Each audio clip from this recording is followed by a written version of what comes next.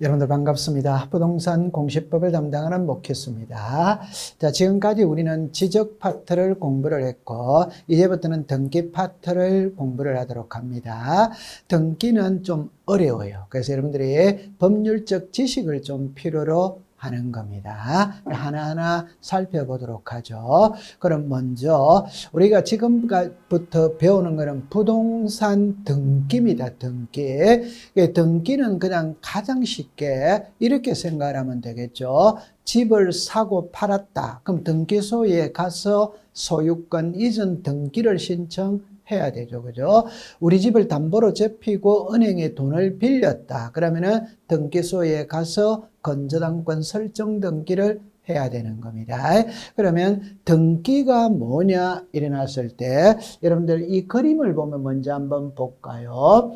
지금까지 제가 수업을 할 때 지적 파트에서 등기부가 있고 지적공부가 있죠. 그러면 지적 파트에서는 여기에 쓸 때 토지의 표시라고 썼어요. 이제는 등기 파트입니다. 등기는 부동산 표시라고 써요. 그 말은 여러분들 지적은 땅 지자거든.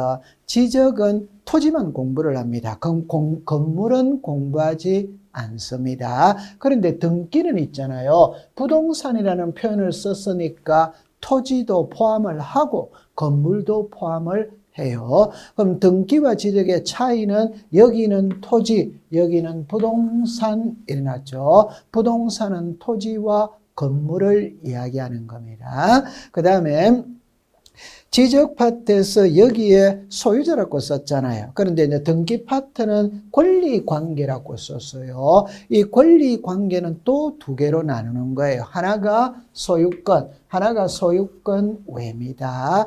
여러분들 민법을 배우다 보면 소유권이 뭐냐 이렇게 물어요. 그 소유권은 어떤 부동산을 사용, 수익, 처분할 수 있는 권리를 소유권이라고 이야기해요. 그러니까 민법적 측면이에요. 그냥 우리 등기법에서 공부할 때 소유권이라는 말은 그냥 소유자다 이라면 되는 겁니다. 그럼 여기에 소유권 외에 일이 나오죠. 그러면 소유권 외가 지상권이 있다, 지역권이 있다, 전세권이 있다, 임차권이 있다, 저당권이 있다.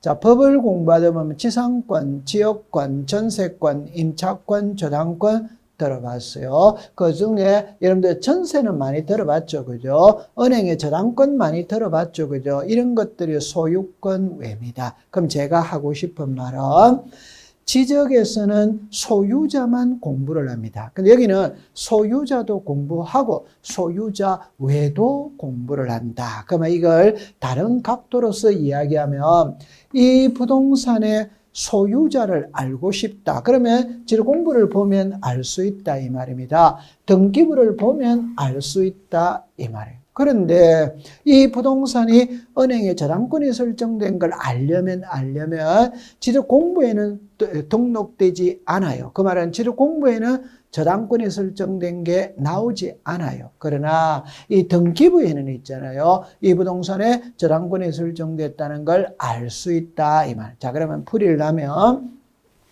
등기는 부동산도 배웁니다. 그러니까 부동산이니까 토지도 배우고 건물도 배우고 등기에서는 소유권도 배우고 소유권 외도 배운다. 이렇게 하면 돼요. 벌써 범위가 월등히 넓어지고 있잖아요. 그죠? 여기는 단순한 토지, 여기는 부동산, 여기는 소유자도 배우고 소유자 외도 공부한다. 이렇게 하면 돼요. 그 다음에 앞으로 여러분들이 이제 수업을 하다 보면은 항상 법을 공부할 때는 제목밖에 쓰지 않습니다. 그럼 여기서 권리 관계라는 표현이 나오면 소유권과 소유권 외를 말하는구나. 그럼 부동산 표시라고 나왔죠. 그럼 이 부동산 표시를 보니까 소재, 지분, 지목, 면적. 자, 여기까지는 지적에서 배웠잖아요. 그럼 여기는 이제 구조가 나오고 종류가 나오는 거예요. 이 구조는 두 개만 딱 기억하면 됩니다. 하나는 철근 콘크리트 구조, 하나는 목조 기와 구조 이러면 돼. 여러분들 구조라는 말은 건물을 무엇으로 지었느냐 이 말이에요. 그럼 오늘날의 건물은 대다수 여러분들 아파트에 있죠. 그 콘크리트로 지은 겁니다. 그러면 그 콘크리트 속에 철근이 박혀져 있죠. 그래서 그걸 철근 콘크리트 구조다 이렇게 말을 해요. 남산에 가면 한옥마을이 있죠. 그죠? 그거는 나무로 집을 지었고 흙으로 집을 지었고 지붕은 기와로 돼 있잖아요. 그런 걸 목조 기와 구조다 이렇게 말하는 거예요. 구조는 다양해요. 다양한데 두 개만 알고 있으면 됩니다. 하나는 철근 콘크리트 구조, 하나는 목조 기와 구조 이렇게 합니다. 그 다음에 이 종류는 있잖아요. 그죠? 여러분들 단독주택이다, 연립주택이다, 다세대주택이다, 다세대주택이다, 아파트다. 종류는 다양합니다. 이게 단독주택이냐, 연립주택이냐, 다세대주택이냐, 아파트는 이게 종류입니다. 종류. 그래서 지금까지 지적에서는 토지의 표시라면 소재, 지분, 지목, 면적, 경계좌표, 등기에서는 경계좌표가 아니고 구조, 종류 이렇게 달라졌어요. 그죠? 그러면 등기가 뭐냐? 등기가 뭐냐 할 때 주체, 누가 등기관이 어디에다가 등기부에다가 무엇을 부동산 표시와 권리관계를 기록하는 게 등기다 이 말입니다. 다시 풀이합니다. 누가 등기관이 어디에다가 등기부에다가 무엇을 부동산 표시와 권리관계를 기록하는 것을 등기라고 이야기를 하는 겁니다. 여러분들 지적에서는 이런 용어를 썼어요. 지적에서는 쓰는 거를 등록이라고 표현을 했어요. 등기에서는 기록이라는 표현을 쓰는 겁니다. 여러분들 오늘날 등기부는 컴퓨터 전산화가 되어 있거든. 그래서 옛날에 여러분들 이런 용어가 있죠. 기재했다. 이런 거는 종이에다가 연필로 쓰는 거는 기재. 근데 요즘에는 전산화되어 있기 때문에 기재라는 표현을 안 쓰고 타이핑으로 쳐였잖아요. 이걸 기록이다. 이렇게 정리를 합니다. 한 번만 더 이야기하면 등기가 무엇이냐? 등기가 뭐냐? 이러면 누가 등기관이 어디에다가 등기부에다가 무엇을 부동산 표시와 권리관계를 기록하는 것이다. 이렇게 정리해 두면 됩니다. 자, 그 다음에 이제 우리나라 등기에 자 여기서 용어정의가 나와 있네요. 그죠? 자, 한번 네 가지를 보고 들어가 볼게요. 여러분들 여기는 등기부라고 써 있죠. 그죠?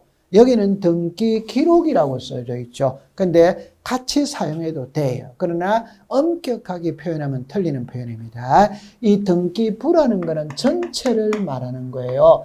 등기 기록은 하나를 말하는 거예요. 오늘날 등기부는 컴퓨터 전산화되어 있습니다. 그러면 그 컴퓨터 기계 있죠. 컴퓨터 기계를 등기부라고 불러요. 그러면 그 컴퓨터 기계 속에 강남구 삼성동 100번지의 내용들이 저장이 되어 있는 거예요. 그러면 100번지, 101번지, 102번지 그 하나하나를 말할 때는 기록, 등기 기록, 전체를 말할 때는 등기부. 그러면 사람과 개인이라고 한다면 사람은 등기부고 개개인은 등기 기록이다. 이렇게 하면 돼요. 그 다음에 여기에 등기 부본 자료라고 나오죠. 여러분들 이 부본이라는 걸 우리말로 말하면 복사본을 이야기하는 겁니다. 여러분들 젊으신 분들은 지금 잘 몰라요. 연세 드신 분들은 먹지라는 게 있습니다. 먹지. 그러니까 옛날에는 복사기가 없었을 때 복사본은 종이 밑에 먹지를 깔고 글을 쓰면 나중에 밑에 복사가 되는 거예요. 그게 부본이라고 불러요. 그럼 여기서 부본이라는 말은 오늘날 등기부는 컴퓨터 전산화되어 있거든.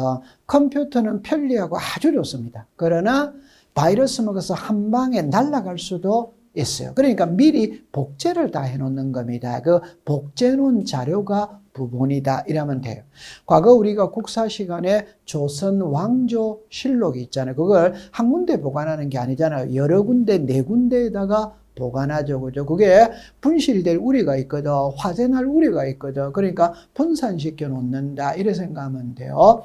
등기도 있잖아요. 10시부터 9시부터 6시까지 등기 사무를 받죠. 그럼 밤새도록 그날 했던 등기부는 전부 다 복제를 다 해놔야 됩니다. 그래서 바이러스 먹어서 날아가는 걸 예방할 수 있죠. 그러니까 여기서 부본은 그냥 복사본이다 이렇게 생각하면 됩니다.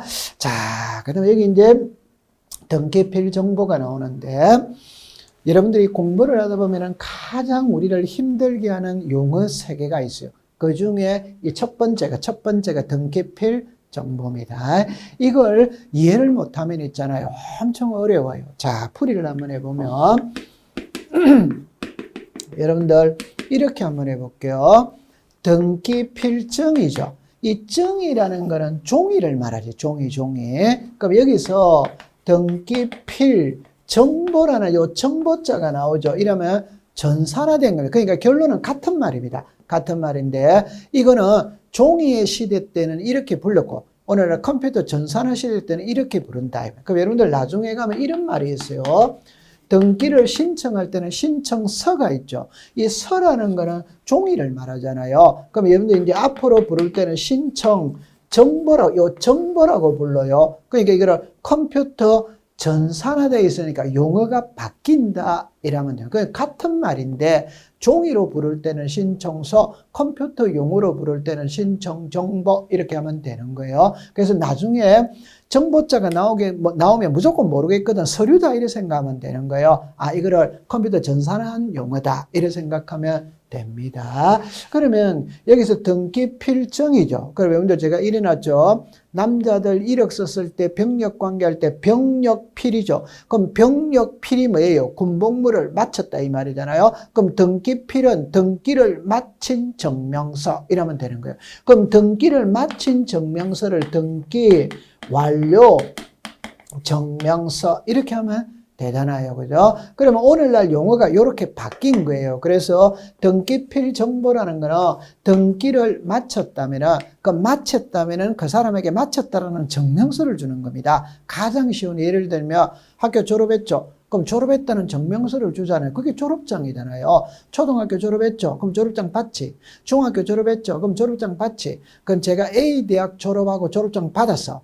B 대학을 또 간 거예요. 그럼 A 대학 졸업장 있다고 B 대학 졸업장 안 주는 건 아니잖아요. 그 말은 졸업할 때마다 졸업장 주듯이 등기가 끝났다면은 끝났다라는 증명서를 줍니다. 그래서 이걸 나중에 가면은 이 사람이 등기 권리다라는 걸 확인하는 증명서를 줘요. 그게 등기필 정보고 우리말로 말하면 등기 완료 증명서고 모르겠거든 항상 졸업장이다. 이래 생각하고 공부하면 됩니다. 그래서 나중에 이 등기필 정보가 우리를 많이 괴롭혀요.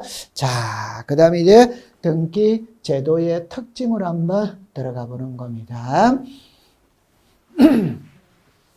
우리나라 등기 제도는 어떤 특징이 있냐를 할 때 첫 번째 물적 편성주의입니다. 여러분들 여기서 법학 시간에 물이라는 말이 나오면은 물건을 말합니다. 법학 시간에 물이라는 말이 나오면 물건을 말하는 거예요. 그럼 이 물건은 동산과 부동산을 말하는 거예요. 동산과 부동산. 그러면 부동산은 있죠. 부동산은 민법 시간에 부동산은 토지와 그 정착물이다 이렇게 말을 해요. 그럼 토지는 토지죠. 그럼 토지는 토지죠. 그죠? 그러면 그 정착물은 토지와 붙어 있는 거예요. 그럼 토지와 붙어 있는 거는 두 개입니다. 하나가 건물, 하나가 나무입니다. 나무. 얘는 나무가 땅하고 붙어 있잖아요. 그런데 나무는 등기법에 적용을 받지 않아요. 그러면 민법 시간에 부동산이 무엇이냐 이래 물으면 토지와 그 정착물이다 이렇게 말을 해야 되고 우리 공시법 시간에 부동산이 무엇이냐 이러면 토지와 그냥 건물이다 이러면 되는 거예요. 그러면 이걸 여러분들이 그냥 이렇게 하세요. 앞으로 딱 이렇게 되어졌죠. 이게 토지잖아요. 그럼 여기에 집이 있죠. 이게 건물이잖아요. 자, 이제 결론입니다. 우리나라는 토지와 건물은 별개입니다. 별개. 따라서 토지 등기부 따로 있고 건물 등기부 따로 있다. 그래서 하나 토지마다 하나 건물마다 하나의 등기 기록을 둔다. 이걸 물적 편성주의라고 이야기를 합니다. 낱말뜻만 알면 됩니다. 시험하고는 관계가 없어요. 자, 이거는 이제 우리를 많이 괴롭히는 용어입니다. 신청주의죠. 그죠? 그럼 등기를 신청할 때 신청주의인데 원칙이 있고 예외가 있어요. 자, 앞 시간에 지적 파트에서는 두 개밖에 없습니다. 하나는 신청, 하나는 직권, 두 개밖에 없어요. 그러나 여기는 네 개입니다. 네 개. 그래서 여기 보니까 당사자 신청주의, 관공서 촉탁, 등기관의 직권, 법원의 명령. 그러니까 이게 신청이냐, 촉탁이냐, 직권이냐, 명령이냐 이래. 여러분들 이거 어마어마하게 많이 나옵니다. 그럼 여러분들 이거 하나만 볼게요. 여기 뭐라고 나와요? 당사자가 나오죠. 그럼 이걸 풀이하면 여러분들 이렇게 나오겠죠. 당사자가 있잖아요. 그럼 당사자의 반대가 뭐예요? 제3자잖아요. 자, 됐죠? 그럼 이 당사자는 또 이렇게 나누는 거예요. 단독 신청이냐, 공동 신청이냐, 이렇게 나눠요.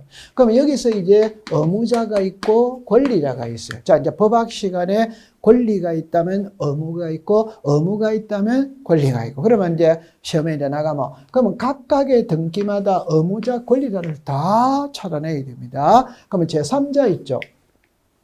가장 쉬운 애는 여러분들 의무자와 권리자 두 개잖아요. 그럼 이거 그냥 부부라고 생각하세요. 남편, 아내 생각하세요. 그럼 예를 들어서 남편하고 아내하고 부부 싸움하고 있어요. 부부 싸움하고 있죠. 그럼 옆집에서 말리러 오지. 그럼 옆집에서 말리러 올 때 우리는 뭐라고 그래요? 제3자는 빠져라 이렇게 말하잖아요. 그럼 옆집 사람이 제3자고 부부가 당사자다 이 말이에요. 됐죠? 자, 이게 이제 하나하나 들어갈 거예요. 그 다음에 여기에 촉탁입니다. 여러분들 정리합니다. 개인이 등기 소유하는 것은 신청이라고 부르고 관공서가 등기 소유하는 것은 촉탁이라고 부른다. 그 다음에 등기관의 직권입니다. 여러분들 우리를 가장 괴롭히는 용어가 이 직권입니다. 지적에서 직권은 그냥 지력소관청이 알아서 고쳐주는 게 직권인데 그거는 특별히 공부할 건덕지가 없어요. 그러나 여기서 직권은 어마어마하게 중요한 겁니다. 그래서 공부가 엄청 힘들어요. 그럼 이게 법원의 명령이죠. 그럼 이거를 그림으로 여러분들이 이제 한번 잠깐 살펴본다면은 자, 이렇게 되어졌죠. 그죠? 여러분들, 여기에 등기소가 있거든, 등기소. 그러면 처음에 여러분들, 요 그림을 조금 확대를 시켜보면은, 갑이 있고, 을이 있고, 이 그림이 있어요. 그럼 이걸 다시 해볼게요. 자, 갑이라는 사람이 새 집을 지었어. 그럼 새 집 짓고 처음으로 하는 등기가 소유권 보존입니다. 보존. 그럼 1번에 소유권 보존 등기를 하는 거예요. 자, 새 집 짓고 처음으로 하는 등기를 소유권 보존이라고 이름을 부르는 겁니다. 그럼 여러분들 소유권 보존은 사람으로 치면 출생신고하는 것이고 지적으로 치면 신규 등록하는 겁니다. 지적에서 처음으로 하는 것은 신규 등록이라고 부르고 등기법 시간에 처음으로 하는 것은 소유권 보존이라고 부르는 겁니다. 보존. 그러면 갑이라는 사람이 새 집을 짓고 자 소유권 보존 등기 했어요. 했다면 갑하고 을하고 이 집을 사고 파는 매매를 합니다. 그럼 여러분들 갑하고 을하고 매매를 합니다. 매매를 했다면은 자 을이 매수인입니다. 매수인은 매매 대금이 넘어갔겠죠. 그러면 이제 등기소에 가서 소유권 이전 등기를 신청하는 거예요. 그럼 여기서 신청이라는 말은 매도인과 매도인이 등기소에 가서 소유권 이전 등기 해주세요. 이게 신청입니다. 신청. 그러니까 제가 이런 표현을 썼죠. 개인이 관공서에다가 요청을 하는 것은 신청입니다. 신청. 자, 두 번째, 등기소는 관공서입니다. 그럼 여기 또 관공서가 있죠. 그럼 여기서 관공서는 여러분들 예를 한번 들어볼게요. 국가나 지방자치단체 관공서잖아요. 그럼 국유지 있죠. 시유지 있죠. 국유지, 시유지도 사고 팔 수 있잖아요. 그럼 사고 판다면 등기소에 가서 등기를 신청해야 됩니다. 해야 되는데 여기도 관공서, 여기도 관공서. 관공서와 관공서는 동급이기 때문에 신청이라는 용어를 사용하지 않습니다. 촉탁이라는 용어를 사용하는 거예요. 그 다음에 이게 법원하고 등기소죠. 그럼 여러분들 자 이렇게 제가 해놔놓고 공부를 해볼게요. 등기사무는 사법부 소속입니다. 그래서 여러분들 강남 등기소 정문에 가면 문패가 있거든. 그게 뭐라고 기록이 되어 있냐면은 서울, 중앙, 지방 법원 강남 등기소 이렇게 되어 있어요. 그 말은 이 등기소의 상급 기관이 법원이다. 그러면 법원에서 내려오잖아요. 이거는 상급 기관이고 하급 기관이고, 그래서 상급 기관에서 하급 기관 내리보내죠. 이게 해라 이거거든. 이게 명령이에요. 명령. 그 다음에 등기소에 가면은 공무원들이 있죠. 여러분들 자, 여기서 또 이 말하고 또 틀려요. 자, 여러분들 등기하고 지적은 레벨이 틀리는 겁니다. 등기소에 가면은, 강남 등기소에 가면 공무원이 50명이 있다고 봐요. 그 공무원 50명을 법원직 공무원이라고 이야기해요.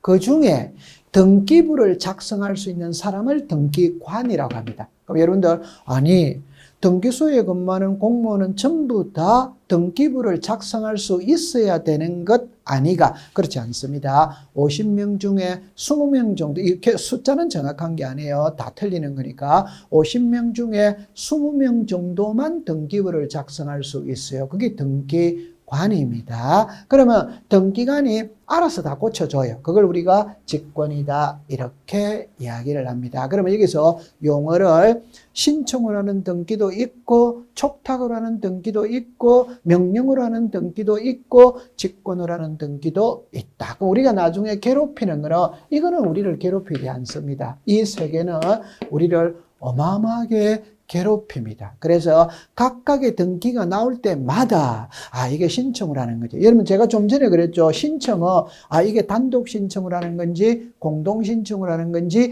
당사자가 신청하는 건지 제3자가 신청, 이게 자꾸 갈라지는 거예요. 그래서 어렵습니다. 그래서 여기서는 이제 입문 과정이니까 이 4개 용어만 기억하고 있으면 된다. 이렇게 정리를 하면 됩니다. 자, 그럼 요거를 이제 하나 더 나아가서, 자, 보세요. 등기의 효력이 나와요. 자, 여기서도 그러면 여러분들 어떻게 기록을 하느냐면, 자, 일단 답을 내놓고 공부를 해볼게요. 1월 2일이 있고, 2월 1일이 있어요. 그럼 여기에 출생이 있고, 그러니까 출생 신고가 있어요. 신고가 있어요. 혼인이 있어요. 혼인이 있고, 혼인 신고가 있어요. 여러분들 절차법을 공부할 때는 대충 공부하면 큰일 나는 겁니다. 그러니까 우리는 절차라는 것은 순서와 절차거든. 순서와 절차에서는 무조건 날짜가 나와야 됩니다. 이 날짜도 월이 있죠. 일이 있죠. 일에서 시간으로 갑니다. 시간에서 분으로 갑니다. 분에서 초까지 갑니다. 그거 엄청 중요한 거예요. 여러분들 분에서 초까지 설명해 볼게요. 오늘은 일이죠. 그럼 예를 들어서 우리가 이렇게 보여. 이 일이죠. 그럼 이 1이라면 예를 들어서 11시는 시간이죠. 30분은 분이죠. 35초는 초죠. 이거 전부 다 틀립니다. 그러면 이때 가장 쉬운 예는 은행 보세요. 은행에 가면은 순번 대기표가 있어요. 순번 대기표. 그러면 오늘 온 사람은 날짜는 같잖아요. 11시에 온 사람이 있어요. 그럼 11시에 온 사람도 수십 명이 될 수 있죠. 30분에 온 사람이 있죠. 그럼 여러분들 보세요. 35초에 온 사람하고 40초에 온 사람하고 순번 대기표가 같아요? 달라요? 다르잖아요. 그 분초를 가는 거예요. 등기는 어마어마하게 중요한 거예요. 그러면 30초에 와서 순번 대기표를 뽑은 사람과 40초에 와서 순번 대기를 뽑은 사람은 5초 사이에 번호가 10명이 나올 수도 있고 20명이 나올 수도 있는 거예요. 그래서 절차법은 날짜가 어마어마하게 중요한 겁니다. 그럼 제가 여러분들 예를 하나 들어볼게요. 이거 이해 못하면 큰일 납니다. 출생이라는 말과 출생 신고를 구별 못하면 큰일 나는 겁니다. 결혼식을 한 날짜와 혼인 신고를 한 날짜를 구별 못하면 큰일 나는 거예요. 그러면 아기가 1월 2일 날 태어났어요. 출생했죠. 근데 출생 신고는 2월 1일 날 했다 이 말이에요. 그러면 언제부터 사람이냐? 언제부터 사람이냐? 그럼 1월 2일부터 사람이냐? 2월 1일부터 3일이냐? 이걸 말하는 거예요. 그건 당연히 1월 2일부터 사람이에요. 그 말은 아기는 태어나기만 태어나면 출생신고 안 해도 인간입니다. 인간. 자, 그런데 제가 1월 2일 날 결혼식 했어요. 결혼식. 근데 혼인신고는 2월 1일 날 한 거예요. 그러면 법률적으로 언제부터 부부가 되느냐 이 말입니다. 그건 당연히 혼인신고를 해야 부부가 되는 거예요. 벌써 이게 날짜가 틀리잖아요. 그 말은 이제 지금부터 답입니다. 등기를 해야 물건이 변하느냐, 등기를 안 해도 물건이 변하느냐, 이거는 이제 구별할 줄 알아야 돼요. 그러니까 출생만 하면 출생신고를 안 해도 사람이죠. 그는 등기 안 해도 출생신고 안 해도 사람인 거예요. 그게 등기 안 해도 사람이다 이 말입니다. 근데 여기는 혼인신고를 해야 부부가 되죠. 그 말은 등기해야 소유권을 취득할 수 있다. 이렇게 가는 거예요. 그러면 여기서 이제 이렇게 보는 겁니다. 우리가 배우는 부동산 등기법은 부동산 등기법의 모법은 민법입니다. 그러면 민법을 공부하면서 민법을 공부하면서 다시 등기법을 공부하면서 모법인 민법을 가져와서 공부를 한다. 그러면 이때 수백 개 조문 중에 가지고 오는 거는 두 개밖에 없습니다. 두 개. 그게 민법 제186조와 민법 제187조입니다. 그럼 결론은 뭐냐면 자, 민법 제186조입니다. 186조. 부동산에 관한 법률 행위로 인한 물건의 득실 변경은 등기를 하여야 그 효력이 생긴다. 그러니까 186조의 법률행위는 등기를 해야 물건이 변한다 이 말이에요. 그런데 밑에 거를 볼까요? 187조는 상속 공용징수 판결 경매 기타 법률행위 물건의 취득은 등기를 요하지 아니한다. 그럼 결론은 위에 거는 등기해야 물건이 변하고 밑에 거는 등기 안 해도 물건이 변하고 이렇게 놓는 거예요. 그러면 항상 원칙은 이겁니다. 예외가 이거예요. 그러면 원칙하고 예외 일어날 때, 자, 한번 풀이를 해볼게요. 좀 전에 제가 출생과 출생신고를 구별 못하면 큰일 난다고 그랬어요. 자, 이거를 잠깐 한번 살펴본다면은, 자, 이래 보세요. 186조를 이야기합니다. 186조인데, 잠깐만 여러분들 이거 하나만 더 보고 갈게요. 여기에 법률 행위가 나오죠. 민법에서 법률 행위를 이해하는 데 3개월이 걸려요. 법률 행위를 이해하는 데 3개월이 걸리는데 그때는 어떻게 공부하느냐? 답을 내놓고 공부하면 됩니다. 그 답을 내놓고 공부한다는 말은 법률 행위가 무엇인데 이때 법률 행위의 가장 대표적인 예가 뭐냐 이러면 되는 거예요. 그거는 계약입니다. 계약. 그러면 계약의 가장 대표적인 예가 뭐냐? 그거는 매매입니다. 매매. 여러분들 매매가 계약입니다. 계약. 그럼 그게 이해가 된다면은 자, 이렇게 한번 풀어볼게요. 자, 보세요. 여기에 부동산이 있어요. 이 부동산의 소유자가 여기 갑이라고 나와 있어요. 여기 갑입니다. 소유자가. 그래서 소유권 보존이라는 말이 나오죠. 제가 그랬죠. 새집 짓고 처음으로 하는 등기가 소유권 보존입니다. 이게 사람으로 치면 출생신고입니다. 여러분들 출생신고는 평생에 한 번밖에 없죠. 소유권 보존은 한 번밖에 없는 거예요. 그럼 소유권 보존은 항상 번호가 1번입니다. 1번. 자, 이때 갑하고 어라고 매매합니다. 매매하면 갑은 매도인입니다. 을은 매수인입니다. 그럼 매도인을 우리가 의무자라고 이야기를 해요. 매수인을 권리자라고 이야기해요. 이 사람은 그럼 왜 의무자냐면 매도인이죠. 그럼 이 집이 시가 10억이라면 갑은 매매 대금을 받았죠. 그럼 매매 대금을 받았다면 소유권 이전 등기를 넘겨줘야 될 의무가 있는 거예요. 이 사람 매수인이죠. 매도인한테 10억 주었잖아요. 그러면 매매 대금을 주었기 때문에 등기를 넘겨받을 권리가 있는 거예요. 이 사람이 권리를 합니다. 그러면 이제 정리합니다. 등기부를 보세요. 등기부를 보세요. 우리는 등기부를 갖고 해결합니다. 등기부를 보고 해결하는 거예요. 자, 그러면 이제 등기부상의 소유자 갑입니다. 갑입니다. 그러면 을이 매수인입니다. 자, 보세요. 계약금이 넘어갔어요. 계약금이 넘어갔어요. 그럼 소유자 누구냐? 갑입니다. 갑. 맞죠? 네. 자, 중도금이 넘어갔어요. 소유자 누구냐? 갑입니다. 갑. 갑입니다. 잔금 넘어갔어요. 소유자 누구냐? 갑입니다. 갑. 갑입니다. 자, 그러면 을이 이사 들어가서 살아. 이사 들어가서 살아. 소유자 누구냐? 갑입니다. 갑. 갑이죠? 네. 자, 그러면 이제 등기소에 가서 소유권 이전 등기를 이렇게 했어요. 하면 이제는 소유자가 누구냐? 을. 그 말은 을이 소유권을 취득하는 거는 소유권 이전 등기를 해야 소유권을 취득하는 거예요. 등기 안 하면 매매 대금 다 주고 그 집에 이사 들어가서 살더라 하더라도 등기 안 하면 그건 소유자가 아닌 거예요. 그럼 지금부터 무조건 우리는 등기해야 된다 이렇게 가져가면 됩니다. 요거 이해되죠? 근데 여러분들 정말 죄송한데 시험에는 있죠. 원칙은 시험에 출제 안 합니다. 원칙은 예외를 출제를 하는 거예요. 그럼 그 예외를 여러분들이 잠깐 살펴보러 간다면은 여러분들 자 이리 나와보세요. 그럼 여기에 보면은 예외가 나와 있죠. 자 이래 놨죠. 민법 제187조는 상속, 공용징수, 판결, 경매, 기타 법률 기능 물건의 취득은 등기로 하지 아니한다. 그러니까 이것들은 등기 안 해도 소유권이 변한다는 거예요. 이것들은 등기를 안 해도 소유권이 변한다는 거예요. 그럼 여러분들 자 볼게요. 갑이 있고 을이 있어요. 갑이 있고 을이 있어요. 자 이렇게 됐어요. 이 부동산의 소유자가 갑입니다.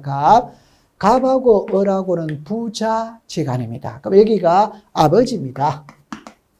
아버지입니다. 자식입니다. 자식. 법학 시간에 아버지와 자식이라는 용어는 사용하지 않습니다. 그럼 이제는 이제 아버지고 자식인데 잡으세요. 아버지가 돌아가셨어요. 그러면 아버지의 호칭은 비상속인입니다. 자식의 호칭은 상속인. 그럼 이런 용어는 사용을 안 해도 이런 용어는 사용한다. 이 말. 그럼 이제 결론을 딱 이야기하면 아버지 명의로 돼 있는 부동산이 있는데 아버지가 1월 2일 날 돌아가셨어요. 그럼 돌아가셨다면 소유자가 누가 되느냐 이 말입니다. 이때는 자식이 바로 소유자가 됩니다. 그 말은 여기에 자식 이름으로 상속 등기를 해야 소유권을 취득하느냐 안 해도 소유권을 취득하느냐 안 해도 소유권을 취득하는 거예요. 왜? 여러분들 법학을 공부하다 보면 자 여기 보세요. 자연인이라는 게 있어요. 그러면 자연인은 그냥 우리말로 말하면 인간입니다. 인간. 그러면 자연인 앞에 사람은 태아라고 불러요. 그럼 자연인 뒤에 사람은 사자라고 불러요. 사자는 돌아가신 분입니다. 죽은 자입니다. 그럼 결론은 자연인은 등기가 됩니다. 자연인은. 그러면 태아는 등기가 안 됩니다. 오케이? 그럼 사자는 등기가 안 되고 왜 안 되는데 자연인이 아니기 때문에 안 되는 거예요. 그러면 아버지가 돌아가셨죠. 그럼 아버지는 사자입니다. 맞죠? 그럼 죽은 자 이름으로는 등기가 안 된다 이 말입니다. 그럼 바로 자식에게 소유권이 넘어가는 거예요. 그러면 자식은 상속 등기를 안 해도 아버지가 돌아가시면 즉시 소유권을 취득한다. 그럼 이거를 이제 법률 용어로 말할 때 상속의 개시일이거든. 이 상속의 개시일이 우리말로 말하면 사망일자입니다. 사망일자. 아버지가 돌아가시면 돌아가셔버리면 상속 등기 안 해도 자식은 바로 소유권을 취득합니다. 왜? 죽은 자 이름으로 등기가 되지 않기 때문입니다. 그 다음에 공용징수가 있죠. 이 공용징수의 가장 전형적인 수용입니다. 수용. 여러분들 이렇게 한번 해결해 볼게요. 갑이 있고 이 부동산이 있고 국가가 있어요. 자 보세요. 이 부동산의 소유자가 갑입니다. 갑인데 갑의 명의로 등기가 되어 있거든. 그런데 국가가 고속도로 건설하려고 토지를 수용할 수 있지. 그러면 여러분들 수용의 개실. 이 수용의 개시일이 언제냐라는 거는 여러분들 국가가 토지를 수용하면은 집에 있잖아요. 용지서가 하나 날라와요. 날라오면 그게 날짜에 뭐라고 나오냐면 수용의 개시일은 12월 1일이다 이렇게 써놔서 그게 수용의 개시일입니다. 그럼 그게 뭘 의미하는데 이 말은 12월 1일까지는 수용 우리가 이제 보상금이 내 통장으로 입금되겠다 이 말이에요. 맞죠? 네. 그러면 그거는 수용의 개시일은 수용하는 때 날짜가 딱 정해져 가지고 집에 오는 겁니다. 우리말로 가장 쉽게 말하면 12월 1일까지 잔금을 주겠다. 그럼 보상금을 주겠다. 그럼 보상금만 딱 받아버리면 소유권은 넘어가 버리는 거예요. 그래서 이 국가가 고속도로 건설하기 위해서 토지를 수용합니다. 그럼 수용하면 12월 1일이 수용의 개시일이다. 이래가 요 날짜만 딱 돼버리면 이 사람은 소유권을 상실해 버리는 것이고 이 사람은 소유권을 취득하게 되는 겁니다. 그래서 공용징수의 가장 전형적인 예가 수용이고 수용의 개시일만 되면 등기 없어도 소유권은 국가에게 넘어가는 거예요. 그 수용의 개시일이 전날까지는 우리 흔히 말할 때 보상금을 지급하겠다. 그냥 가장 쉽게 보상금만 딱 받으면 소유권이 넘어간다. 이러면 가장 쉽게 됩니다. 그 다음에 여기에 판결이 나오죠. 그러니까 여러분들 판결이라면은 민법 시간에 판결은 형성 판결이 있다, 이행 판결이 있다, 확인 판결이 있다 이렇게 또 나누어요. 그럼 이 형성 판결의 가장 대표적인 예가 공유물 분할 판결입니다. 그러면 이 공유물 분할 판결은 판결만 딱 확정이 돼버리면 등기 없어도 소유권이 넘어가 버리는 거예요. 자, 예를 한번 들어볼게요. 만약에 있잖아요. 자, 이렇게 되어졌어요. 이렇게 되어졌어요. 자, 이 부동산을 갑하고 을하고 공동 소유하고 있습니다. 공동 소유했을 때 처음에는 두 사람이 의기투합해가 각각 1억씩 내어가 2억짜리 집을 2억짜리 토지를 사고 공동 명의로 등기했어요. 근데 나중에 이제 사이가 멀어져 버린 거예요. 그러니까 갑이 분할하자, 분할. 그냥 분할하자라고 소송을 제기한 겁니다. 그럼 판사가 이렇게 딱 말합니다. 이렇게 딱 말합니다. 서쪽 100제곱미터는 갑의 소유로 한다.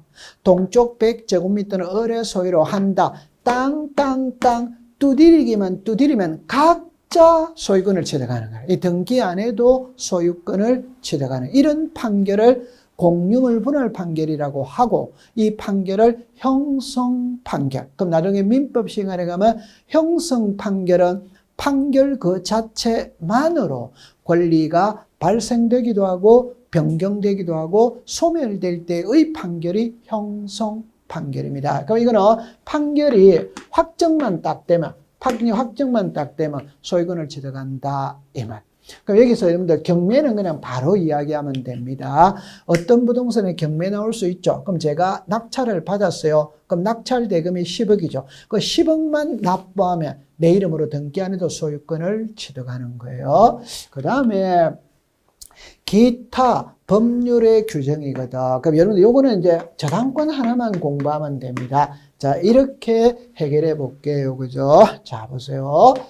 갑이 있고 이 부동산이 있고 국민은행이 있어요. 그죠? 그러면 이 부동산의 소유자가 갑입니다. 갑인데 갑이 이 집을 담보로 잡히고 국민은행에 돈 5억을 빌렸어요. 그러면 1번에 건저당권이 국민은행 이름 앞으로 5억으로 설정이 돼 있어요. 이게 저당권입니다. 저당권. 그럼 이 저당권이 소멸한다는 말은 여러분들 정리합니다. 권리가 소멸했다는 말과 말소 등기를 했다는 말은 또 틀리는 거예요. 그럼 다 다른 말로 아버지가 사망했다는 말과 사망 신고를 했다는 말이에요. 됐죠? 그러면 여러분들 이때 이렇게 이야기합니다. 갑이라는 사람이 이 집을 담보로 잡히고 국민은행에 5억 빌렸거든.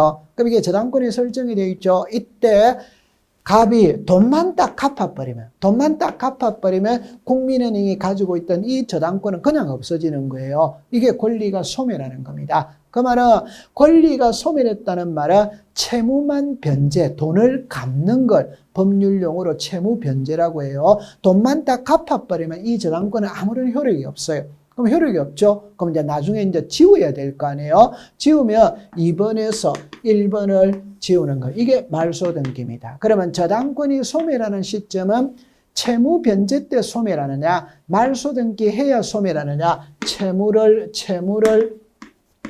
변제, 돈만 딱 갚아버리면 저당권은 없어지는 겁니다. 자, 여러분들 제가 좀 전에 이런 표현을 썼죠. 아버지가 돌아가신 날은 1월 2일이라 사망신고는 2월 1일이다. 그럼 아버지는 언제부터 사람이 아니냐? 1월 2일부터 사람이 아니지. 그럼 내가 은행에 돈 1월 2일 날 돈을 갚았고 말소 등기는 2월 1일에 했다. 그러면 은행의 저당권이 소멸하는 시점은 돈만 딱 갚아버리면 말소 등기 안 해도 저당권은 소멸한다. 이렇게 공부하시면 되는 겁니다. 그래서 여러분들 이 두 개는 등기법에서 엄청 중요해요. 그러면 지금까지 말했던 걸 결론을 딱 지으면 답은 딱 두 가지밖에 없어요. 하나는 등기해야 권리가 변하느냐, 안 해도 권리가 변하느냐. 이걸 항상 구별해요. 그래서 제가 출생과 혼인, 사망 이런 거를 갖고 예를 드는 겁니다. 그렇게 정리하면 되는 겁니다.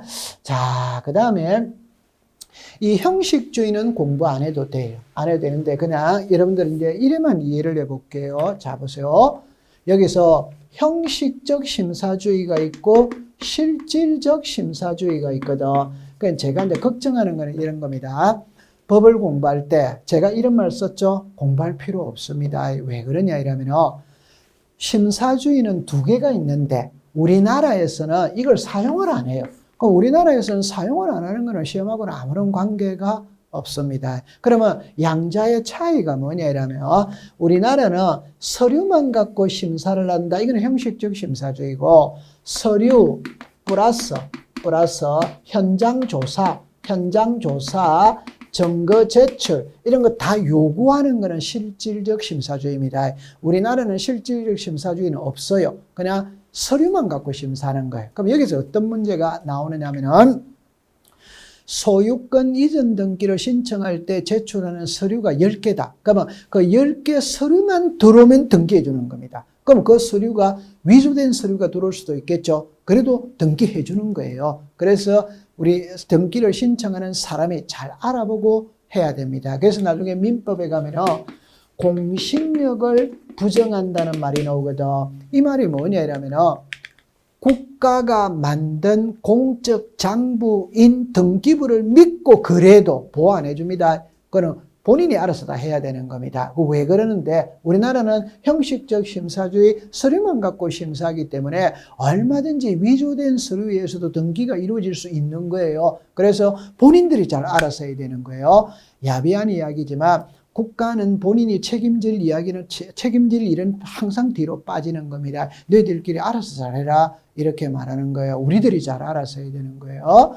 그 다음에 5번은 그냥 간단하게 우리는 부동산은 하나인데 장부는 두 개죠. 하나가 등기부, 하나가 지적공부. 이 지적공부가 대장과 도면을 말하잖아요. 그래서 권리관계는 등기부가 기준이고 사실관계, 부동산 표시는 대장이 기준이죠. 그죠? 이렇게 공부해 두시면 됩니다. 자, 그 다음에 이제 등기의 분류가 나왔는데 요거는 잠시 쉬었다가 공부를 해보도록 할게요. 자, 여러분들 고생을 했습니다.